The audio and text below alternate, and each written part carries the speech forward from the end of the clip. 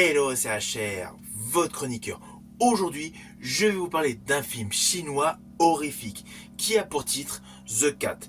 Naturellement, avant d'aller plus loin, n'oubliez pas, si vous n'êtes pas abonné, pensez à le faire, pensez à la petite cloche pour les notifs et surtout pensez à vos commentaires. D'ailleurs, j'aimerais que dans vos commentaires, vous me précisez s'il y a un film chinois où vous aimeriez tout simplement que je vous en fasse mon retour. Let's go!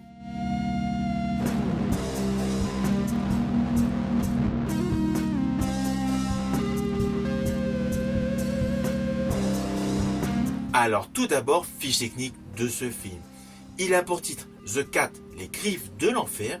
Il est réalisé par Bayon Seung-wook, alors désolé pour la prononciation. C'est un film chinois attaché au registre horrifique.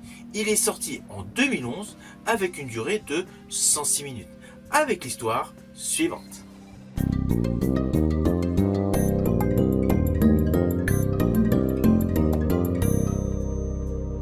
Alors naturellement, je vais vous le faire de manière simpliste. Au tout début de ce film, nous découvrons un salon de toilettage pour chats. Une employée s'occupe d'un petit chat blanc ravissant avec un peu de maquillage rose sur les joues.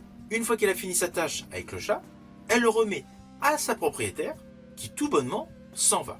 Mais au moment où elle part, l'employée croit voir une petite fille mystérieuse à côté du fameux chat. Quelques minutes plus tard, la propriétaire du chat est retrouvée morte dans un ascenseur. Le chat est récupéré par la police qui, par le fruit des hasards, croise au pied de l'immeuble la jeune femme qui a toiletté le chat. Elle décide de le recueillir, de l'installer chez elle, et là, elle croit de nouveau voir une petite fille mystérieuse. Alors, ne vous inquiétez pas, je n'irai pas plus loin sur les lignes scénaristiques de ce film, car le suspense est assez conséquent, avec une histoire très simpliste. Alors je vous le dis tout de suite, The Cat, les griffes de l'enfer, est un de ces films d'horreur qui installe lentement l'histoire. Ne vous attendez pas à un film avec des jumpscares, avec un slasher caché quelque part, avec des démons qui vont faire des trucs de dingue. Ce film horrifique est beaucoup plus cérébral. Il y a un côté à mi-chemin entre le thriller psychologique, le fantastique, le surnaturel et le drame intime. En fait, ce film propose une expérience aussi élégante qu'intrigante. Toute la mise en scène de ce film nous présente une atmosphère d'une rare intensité. C'est pour cela que j'ai décidé de vous en parler aujourd'hui. Il date de 2011, mais toute la mise en œuvre de ce film, la présentation de l'histoire, a un côté totalement bluffant. Alors sur le fond, l'histoire est simpliste. Dans sa globalité, il y a des morts mystérieuses, évidemment liées à des chats, et une héroïne hantée par une peur profonde. On pourrait se dire, c'est classique, c'est facile. Mais pourtant, The Cat se distingue totalement grâce à sa sobriété narrative. Il n'y a pas de surenchère explicative. Pendant une bonne partie du film, le doute plane.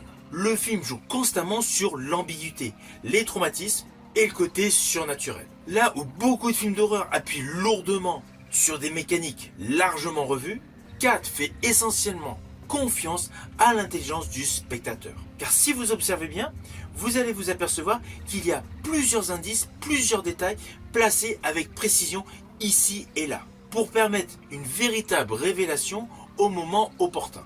Alors, l'héroïne de ce film est l'atout principal, c'est clair.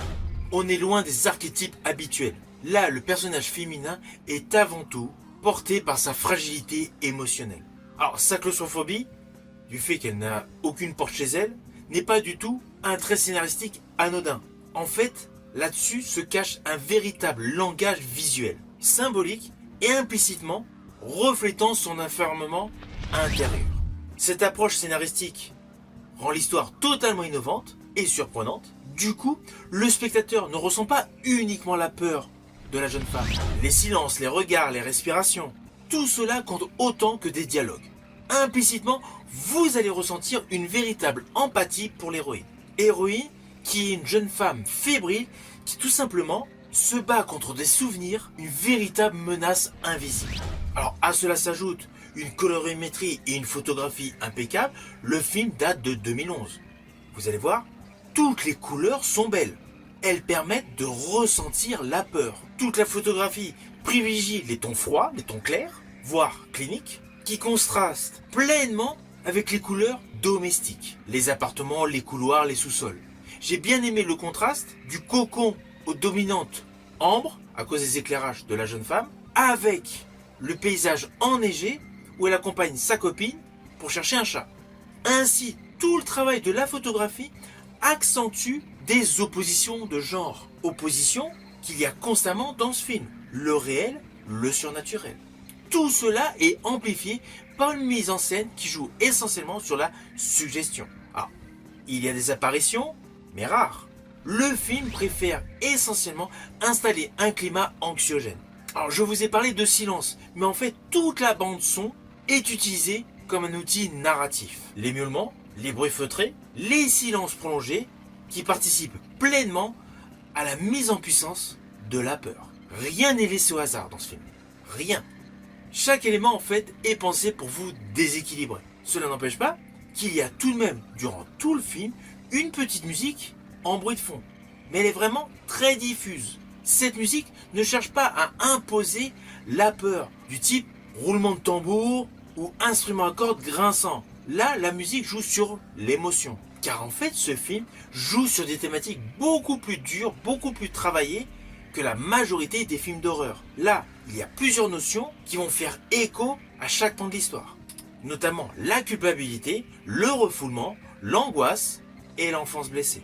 En fait, dans ce film, tout le fantastique agit comme une métaphore, afin d'avoir un moyen d'explorer des cicatrices laissées par le passé. Toute la profondeur de la trame scénaristique de ce film assure une véritable plus-value à celui-ci. Ceci dit, une fois que vous aurez vu ce film, vous aurez peut-être un regard différent sur l'effet d'idée. Dans ce film, les chats font vraiment peur. Un peu comme dans le film L'Indu déchiré, inspiré d'un roman de Stephen King. Néanmoins, je vous rassure, je fais partie de ceux qui aiment les chats. Donc je ne vous ai pas présenté ce film pour vous mettiez à détester tous les félins.